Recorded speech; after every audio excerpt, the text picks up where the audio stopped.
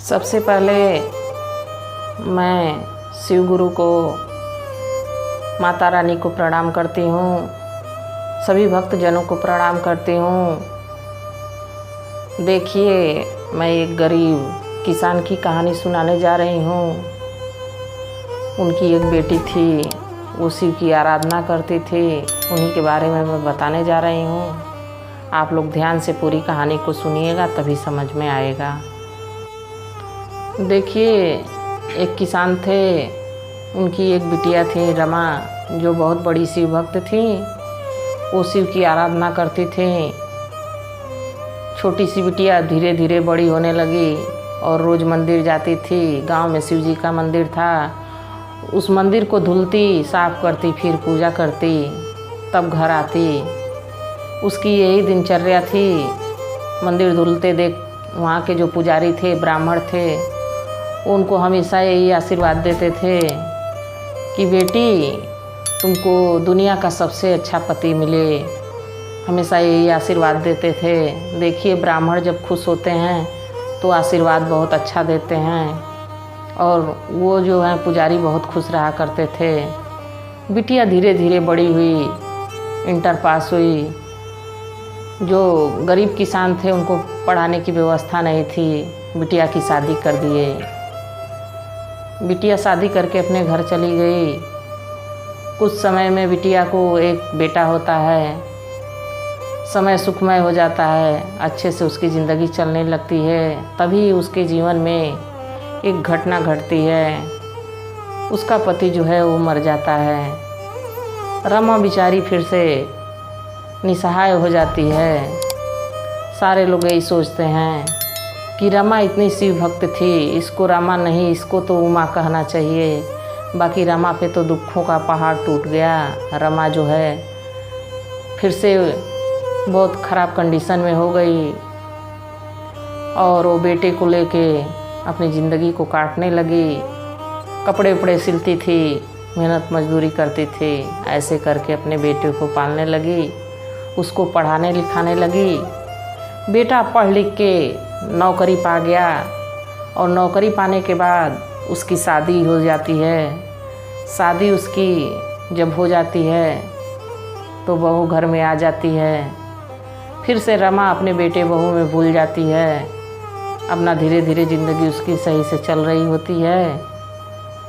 और उधर बेटा जब नौकरी पे चला जाता है तो जो बहू है वो रमा को बहुत सताती है। हमेशा रमा से झगड़ा करती रहती है, तेरा बेटा ऐसे, तेरा बेटा वैसे, तेरा बेटा ऐसे। तो रमा तो बेचारी परेशान हो जाती है। बाकी तो रमा शिव भक्त थी, कभी अपने बेटे से कोई शिकायत नहीं करती थी कि क्या बेटे बहू में झगड़ा करवाएं, क्यों ऐसा करें।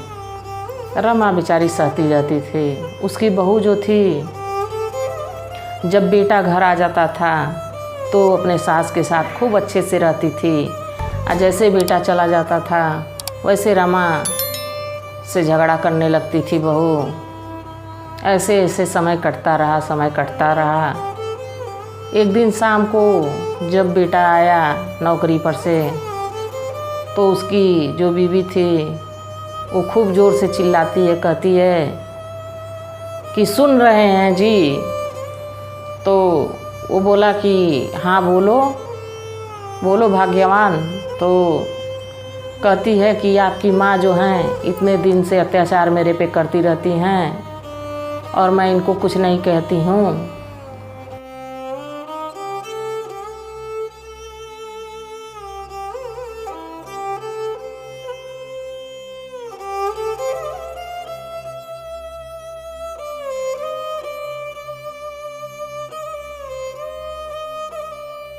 दिनों से जो अत्याचार था वो तो रमा पे बहू करती थी। रमा तो चुप रहती थी। रमा तो और सोचती थी कि मेरे बेटे बहू बहुत खुश से रहें, अच्छे से रहें, कुछ नहीं कहती थी। इसके बाद बेटा बोलता है कि ठीक है, मैं कल ऑफिस जाते समय माँ को लेके जाऊंगा और वृद्धाश्रम में छोड़ दूंगा, तुम परेशान मत हो। आहारे गरीबी और आहारे रमा बेचारी शिव भक्त रहते हुए उसको इतने कष्ट आ गए शिव तो अंतर्यामी हैं, सब कुछ जान रहे थे, पर अपनी भक्त की परीक्षा ले रहे थे। रमा बिचारी जब रात हुई तो गई पूजा के कमरे में और वहाँ जाके एक शिव जी की प्रतिमा का चित्र लगा हुआ था, उसके पति का चित्र लगा हुआ था, और उस फोटो को देख के वो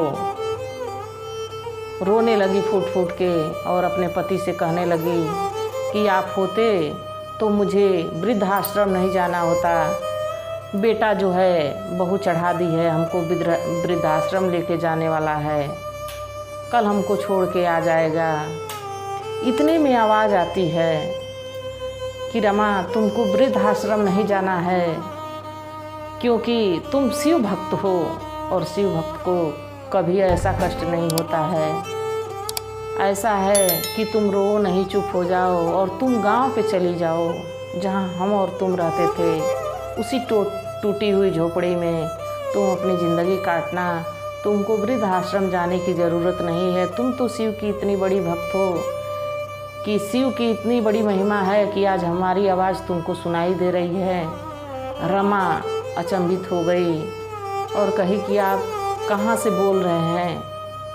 तो उसके पति बोले कि तुम इतना पूजा पाठ की, इतना धर्म की हो कि मैं शिव लोक में रहता हूँ और मुझे शिव ने आदेश दिया है कि रमा से बात करो, तभी तुमको आवाज़ सुनाई दे रही है। देखो सामने तुम्हारे एक अलमारी है, देखो अलमारी में, मैं तो चाहता हूँ कि तुम उसमें से दरवाज़ा खोलो तो पैसा मांग लो ताकि तुम्हारी ज़िंदगी अच्छे से कट सके। जो भी वर मांगना होगा एक ही बार उस अलमारी को खोलोगी और मांगोगी, फिर दोबारा दूसरा वर नहीं मिल सकता है। रमा रोती हुई गई, अलमारी को खोली, उसमें देखी तो ढेर सारा पैसा पड़ा है। बैंक इतना पैसा नहीं था, फिर भी उसकी ज़िंदगी काटने भर पैसा उसमें था। रमा बेचारी पैसे उठा के बैग में भरी रही थी कि उसकी बहू की नींद खुल गई, और जो बहू है वो आती है तो देखती है कि माँ जी तो पैसे गिन रही हैं। वो जल्दी से अपने पति के पास जाती है और कहती है सुनिए सुनिए सुनिए, जल्दी उठिए, माँ जी तो जो है पैसे बैग में भर रही हैं, वो तो लेके जाने वाली हैं कहीं। बताइए, रखी थी पैसा, हम लोग को तो कभी दिया नहीं उन्होंने। तो बेटा कहता है ऐसा है क्या?